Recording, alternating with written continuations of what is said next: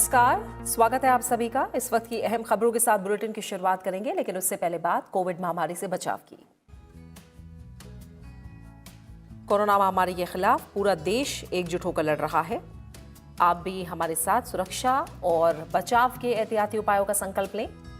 अपना मास्क अच्छी तरह से पहनें, 2 गज की दूरी का पालन करें, सुरक्षित दूरी बनाए रखें, साथ ही हाथों को बार बार धोएं।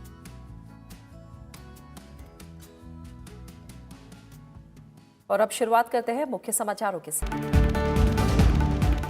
प्रधानमंत्री नरेंद्र मोदी ने आत्मनिर्भर भारत अभियान को बताया विश्व कल्याण और समृद्धि का मार्ग। विश्व भारती विश्वविद्यालय के शताब्दी समारोह को किया संबोधित। युवाओं से किया वोकल फॉर लोकल को बढ़ावा देने का आह्वान।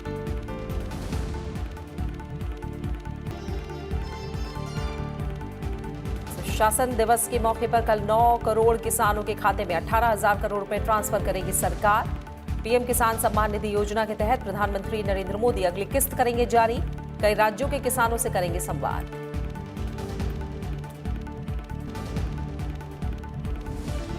केंद्रीय कृषि मंत्री नरेंद्र सिंह तोमर से मिला बागपत किसान मजदूर संघ का प्रतिनिधिमंडल। नए कृषि कानूनों का किया समर्थन।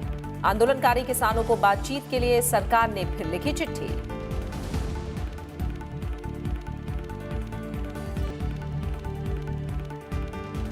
और देश में कोविड-19 से स्वस्थ होने की दर बढ़कर हुई 95.75%। कुल संक्रमित मामलों में सक्रिय मामलों की तादाद घटकर हुई 2.8%।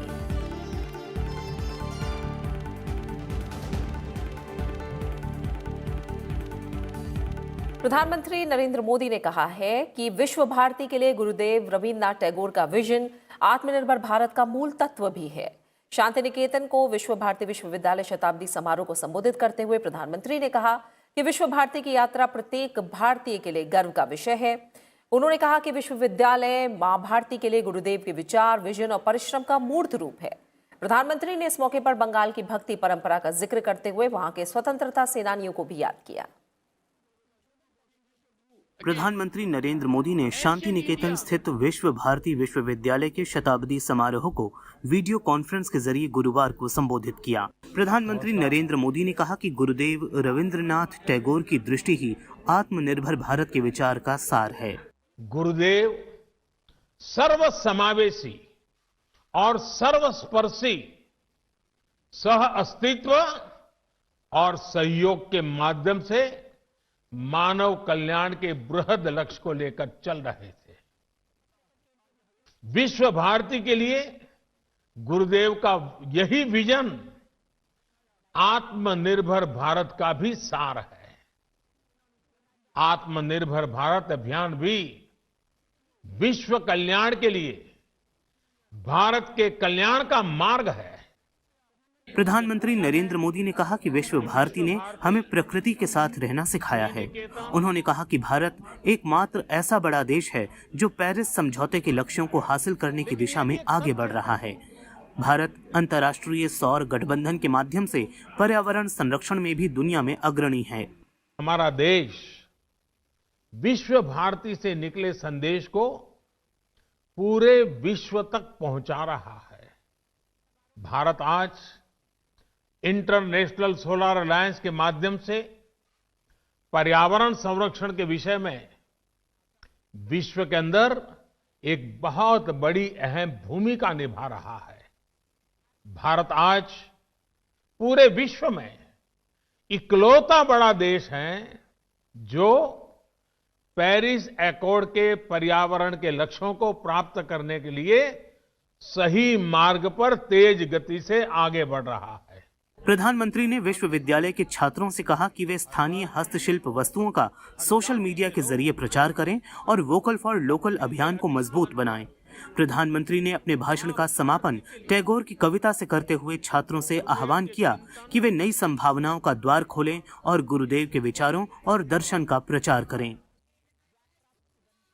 वर्ष 2022 में देश की स्वतंत्रता के 75 वर्ष पूरे होने जा रहे हैं।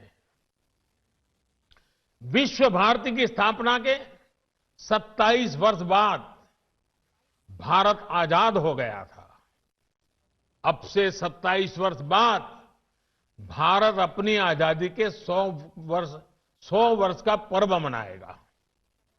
हमें नए लक्ष्य गढ़ने होंगे, नई ऊर्जा जुटानी होगी, नए तरीके से अपनी यात्रा शुरू करनी होगी और इस यात्रा में हमारा मार्गदर्शन कोई और नहीं बल्कि गुरुदेव की ही बातें करेंगी। समारोह को केंद्रीय शिक्षा मंत्री रमेश पोखरियाल निशंक और पश्चिम बंगाल के राज्यपाल जगदीप धनखड़ ने भी संबोधित किया। गुरुदेव रविंद्रनाथ टैगोर ने 1921 में विश्व भारती की स्थापना की और 1951 में इसे संसद के अधिनियम के जरिए केंद्रीय विश्वविद्यालय और राष्ट्रीय महत्व का संस्थान घोषित किया गया। प्रधानमंत्री नरेंद्र मोदी कल प्रधानमंत्री किसान सम्मान निधि के तहत वित्तीय लाभ की अगली किस्त जारी करेंगे। इसके तहत 9 करोड़ से अधिक लाभार्थी किसान परिवारों को 18,000 करोड़ रुपए से अधिक की राशि हस्तांतरित की जाएगी। इस अवसर पर प्रधानमंत्री वीडियो कॉन्फ्रेंसिंग के माध्यम से 6 राज्यों के किसानों के साथ बातचीत भी करेंगे। ये किसान पीएम किसान सम्मान निधि और किसानों के कल्याण के लिए सरकार की ओर से उठाए गए विभिन्न कदमों के बारे में अपने अनुभव साझा करेंगे। केंद्रीय कृषि मंत्री नरेंद्र सिंह तोमर भी इस अवसर पर उपस्थित रहेंगे। प्रधानमंत्री किसान सम्मान निधि योजना के तहत लाभार्थी किसानों को हर साल 6-6 हजार रुपए का वित्तीय लाभ प्रदान किया जाता है। ये राशि 2-2 हजार रुपए की 3 किस्तों में दी जाती है, जो सीधे लाभार्थी किसानों के बैंक खातों में ट्रांसफर होते हैं।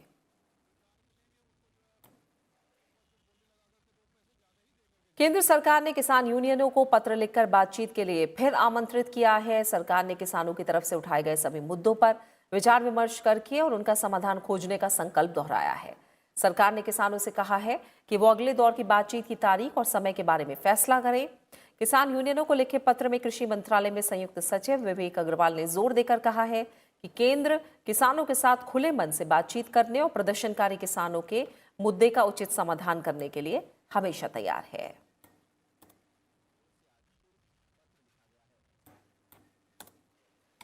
और इस बीच उत्तर प्रदेश के बागपत का किसान मजदूर संघ कृषि मंत्री नरेंद्र सिंह तोमर से मिला और कृषि कानूनों के प्रति अपना आभार और अपना समर्थन जताया है। किसान संगठन ने नए कृषि कानूनों का समर्थन करते हुए कहा कि कृषि कानूनों में संशोधन करने के लिए सरकार को किसी के दबाव में नहीं झुकना चाहिए। बागपत के किसानों ने कृषि कानूनों के समर्थन में नरेंद्र सिंह तोमर को एक पत्र भी सौंपा। इसके अलावा कृषि मंत्री से किसान सेना के प्रतिनिधियों ने भी मुलाकात की। जीवन में खुशहाली आएगी। मैं इस अवसर पर किसान मजदूर संगठन के सभी पदाधिकारी कार्यकर्ता सबका हृदय से बहुत बहुत आभार प्रकट करता हूं और उन्हें इस समर्थन के लिए धन्यवाद देता हूं। नरेंद्र सिंह तोमर ने कृषि कानूनों को लेकर राष्ट्रपति रामनाथ कोविंद से कांग्रेस के प्रतिनिधिमंडल की मुलाकात की भी आलोचना की। उन्होंने कहा कि कांग्रेस इतने ही चिंतित है तो उन्हें किसानों के लिए कुछ करना चाहिए था जब उनकी सरकार सत्ता में थी। राहुल गांधी को इतनी किसानों की चिंता थी तो जब उनकी सरकार थी तो सरकार के माध्यम से कुछ न कुछ किसानों के लिए कर सकते थे। कांग्रेस का हमेशा से चरित्र किसान विरोधी रहा है। दूसरा, ये तीनों बिल के बारे में 2019 के घोषणा पत्र में राहुल गांधी ने कहा था कि हम सरकार में आएंगे तो एपीएमसी को खत्म करेंगे, बिना टैक्स के किसान की फसल की खरीद फरोख्त हो ये सुनिश्चित करेंगे, कॉन्ट्रैक्ट फार्मिंग को बढ़ावा दिया जाएगा और एसेंशियल कमोडिटी एक्ट को समाप्त करके उसको नया बनाया जाएगा। अब मैं राहुल गांधी जी को कहना चाहता हूं कि 2019 में आपने जब अपना घोषणा पत्र जारी किया उस समय आप झूठ बोल रहे थे या आप आज झूठ बोल रहे हो, ये कांग्रेस को स्पष्ट करना चाहिए। 2 करोड़ 10 और इससे पहले किसानों के समर्थन में आज कांग्रेस नेता राहुल गांधी, गुलाम नबी आजाद और अधीर रंजन चौधरी ने राष्ट्रपति भवन में राष्ट्रपति रामनाथ कोविंद से मुलाकात करके ज्ञापन सौंपा। राष्ट्रपति से मुलाकात के बाद मीडिया से बातचीत के दौरान राहुल गांधी ने कहा कि सरकार को किसानों की चिंताओं पर गंभीरता से विचार करना चाहिए।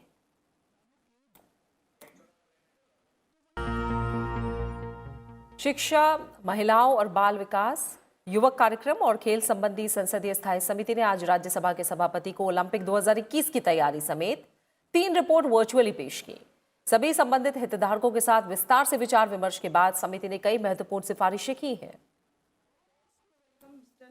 शिक्षा, महिलाओं और बाल विकास, युवक कार्यक्रम और खेल संबंधी संसदीय स्थायी समिति के अध्यक्ष डॉक्टर विनय पी सहस्त्रबुद्धे ने गुरुवार को राज्यसभा की सभापति एम वेंकैया नायडू को ओलंपिक के लिए तैयारी 2021 पर एक रिपोर्ट पेश की। That this committee dealing with education, sports, youth and women, all important aspects, has gone through these issues and they made specific recommendations including actionable points for immediate and also long term. I'm happy to receive the report. I would like to compliment the chairman, Sri Vinay Sahasrabudhe, the members, and also Sri Jyotiraditya, who is the chairman of the subcommittee. Post Covid recovery के लिए समिति ने सभी athlete के लिए cardio pulmonary function परीक्षण से गुजरने को अनिवार्य बनाने की सिफारिश की। फिटनेस स्तर में कोई कोताही नहीं रहे, इसके लिए सख्त निगरानी की व्यवस्था होनी चाहिए। समिति ने सिफारिश की है कि सभी एथलीट के साथ साथ कोच और ओलंपिक के लिए जा रहे सहायक कर्मचारी टीकाकरण प्रक्रिया के लिए बने प्राथमिकता समूह में रखे जाएं। एथलीट की परीक्षण सुविधाओं में बायो बबल बनाने की सिफारिश की गई है, जिससे खिलाड़ियों को सुरक्षित वातावरण में अलग रखा जा सके और संक्रमित होने की आशंका को कम किया जा सके। समिति ने खेल से जुड़े निर्णय और अनुमोदन, वित्तीय अनुदान, उपकरण और अंतर्राष्ट्रीय प्रतियोगिताओं में भाग लेने के फैसले में तेजी लाने की भी बात कही है। समिति ने कहा कि महानिदेशक खेल प्राधिकरण की अध्यक्षता में मिशन ओलंपिक सेल में मुख्य ओलंपिक अधिकारी की नियुक्ति की जाए। ये अधिकारी ओलंपिक पोडियम योजना के हिस्से के रूप में प्रशिक्षण उपकरणों के समन्वय और फास्ट ट्रैक खरीद सुनिश्चित करेगा। साई और अन्य प्रशिक्षण केंद्रों में चिकित्सा स्टाफ और अन्य चिकित्सा उपकरण उपलब्ध कराए जाने चाहिए। महिलाओं को अधिक से अधिक खेल स्पर्धाओं में भाग लेने के लिए प्रोत्साहित किया जाना चाहिए, जिससे निकट भविष्य में ओलंपिक दल में 50% महिलाओं की भागीदारी सुनिश्चित हो सके। समिति ने चरणबद्ध तरीके से राष्ट्रीय ओलंपिक छात्रवृत्ति कार्यक्रम शुरू करने की सिफारिश की, जिससे राष्ट्रीय स्तर पर शानदार प्रदर्शन करने वाले एथलीट को न्यूनतम वित्तीय सहायता सुनिश्चित हो पाए। विश्व स्तरीय प्रतिस्पर्धा में हिस्सा लेने वालों के लिए इस फंडिंग को बढ़ाने की जरूरत है। मंत्रालय की ओर से प्राथमिकता और उच्च प्राथमिकता वाले खेलों के लिए पंचायतों, विकास खंडों और जिलों में खिलाड़ियों पर ध्यान केंद्रित होना चाहिए। खेल प्रतिभाओं की स्कूल स्तर से ही पहचान कर उसे ओलंपिक स्तर तक ले जाने के लिए प्रोत्साहन दिया जाना चाहिए। समिति ने संबंधित मंत्रालयों और विभागों से पदक जीतने वाले एथलीट और उनके कोचों के लिए वित्तीय सुरक्षा सुनिश्चित करने के लिए जल्द से जल्द एक फॉर्मूला पेश करने की भी सिफारिश की है। राज्यसभा के महासचिव देश दीपक वर्मा ने भी ओलंपिक 2021 की तैयारी विषय पर शिक्षा, महिलाओं और बाल विकास, युवक कार्यक्रम और खेल संबंधी संसदीय स्थायी समिति की बैठकों में भाग लिया था। राज्यसभा के महासचिव देश दीपक वर्मा पहले भारतीय खेल प्राधिकरण के महानिदेशक के रूप में कार्य कर चुके हैं। मैंने इस बात को उस बैठक में भी उठाया था और मैं जब वहाँ था तो मैंने एक स्कीम भी इसकी बनाई थी और माननीय उस समय के मंत्री के सामने इसका प्रेजेंटेशन भी किया गया था। उसमें ये बहुत ज़रूरी है, जितने देशों ने और बहुत सारे छोटे देश ने बहुत अच्छा स्पोर्ट्स में ओलंपिक्स में परफॉर्म किया है, तो वहाँ पे उन्होंने एक व्यवस्था बनाई है टू कैच देम यंग। तो that is why scheme was known as catch them young, कि बच्चों को जो 8 से 12 वर्ष के हैं उनके फिज़िकल एट्रीब्यूट्स के अनुसार, उनके जो कहते हैं एंथ्रोपोमेट्री के हिसाब से, कि उनके हाथ की लंबाई, जैसे हाथ की लंबाई अगर किसी की ज़्यादा है तो वो बास्केटबॉल के लिए या वॉलीबॉल के लिए अच्छा खिलाड़ी माना जाता है। वेट लिफ्टिंग में जो छोटे कद के लोग होते हैं और मजबूत शरीर हो, उनको अच्छा माना जाता है क्योंकि उनको वेट को कम ऊंचाई तक उठाना होता है। तो ये बहुत छोटी छोटी चीज़ें हैं। तो ये और बहुत सारे जेनेटिक टैलेंट्स भी होते हैं कि कुछ क्षेत्रों के लोग, कुछ ट्राइब्स के लोग किन किन गेमों में अच्छे होते हैं, ट्रेडिशनली अच्छे होते हैं। तो ऐसे लोगों को पूरे देश में, क्योंकि हमारा इतना बड़ा विशाल देश है, इतनी बड़ी हमारी जनसंख्या है और अब लोगों में फिटनेस के बारे में, खेल के बारे में जागरूकता भी पैदा हो रही है।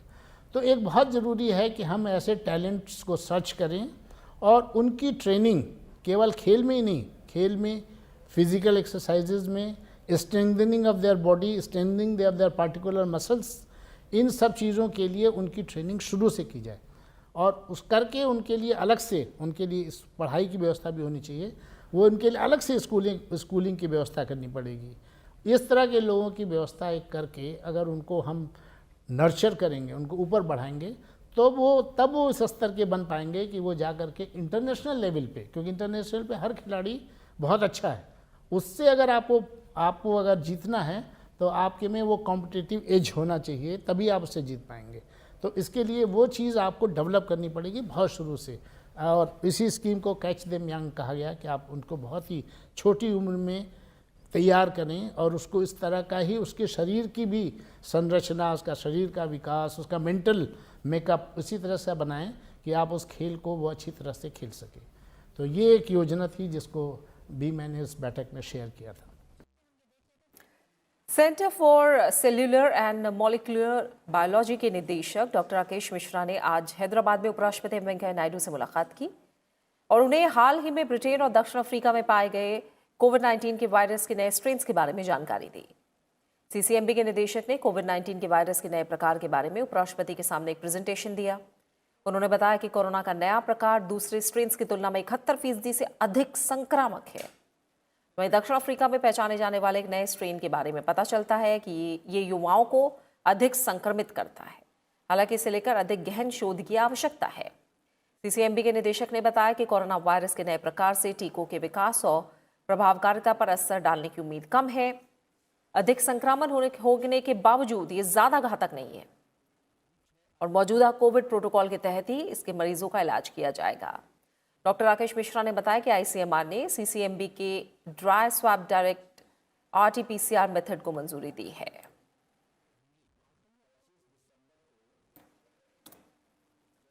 सड़क परिवहन और राजमार्ग मंत्री नितिन गडकरी ने आज राजस्थान में 18 राजमार्ग परियोजनाओं का लोकार्पण और शिलान्यास किया। नितिन गडकरी वीडियो कॉन्फ्रेंसिंग के जरिए कार्यक्रम में शामिल हुए। इस मौके पर राजस्थान के मुख्यमंत्री अशोक गहलोत, केंद्रीय जल शक्ति मंत्री गजेंद्र सिंह शेखावत और राज्य के अन्य मंत्री उपस्थित रहे। इन 18 परियोजनाओं की कुल लागत 8,500 करोड़ रुपए है और इन परियोजनाओं में शामिल सड़कों की कुल लंबाई 1,127 किलोमीटर है।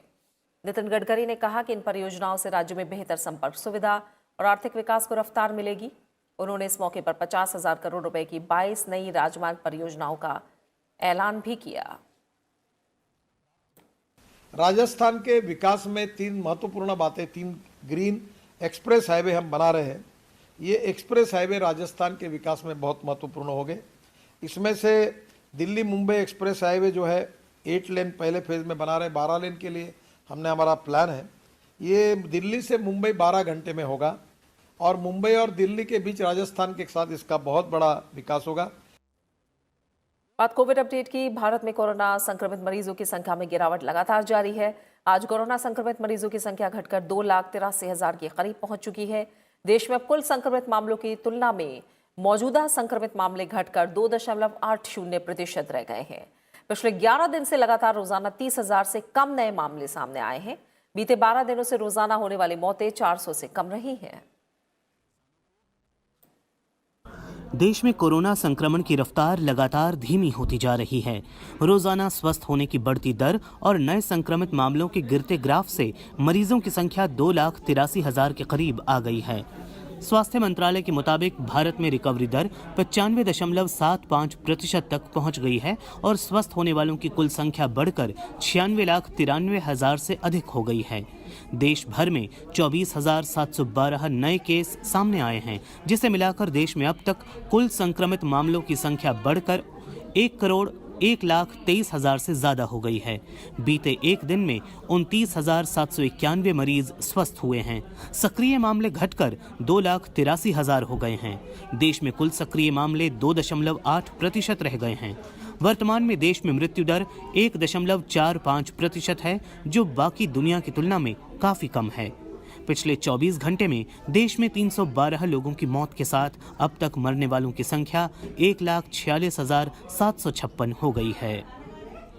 ICMR के मुताबिक देश में बुधवार को 10,39,000 से ज्यादा नमूनों की जांच की गई। इसके साथ ही अब तक कुल 16,53,08,000 से ज्यादा नमूनों की जांच की जा चुकी है। और इसी के साथ फिलहाल इस बुलेटिन में इतना ही, लेकिन चलते चलते एक बार फिर आपसे अपील। कोरोना महामारी के खिलाफ पूरा देश एकजुट होकर लड़ रहा है। आप भी हमारे साथ सुरक्षा और बचाव के एहतियाती उपायों का संकल्प लें। अपना मास्क अच्छी तरह से पहने, 2 गज की दूरी का पालन करें, सुरक्षित दूरी बनाए रखें, साथ ही हाथों को बार बार धोएं। अपना अच्छे से ख्याल रखिए और मुझे दीजिए इजाजत। नमस्कार।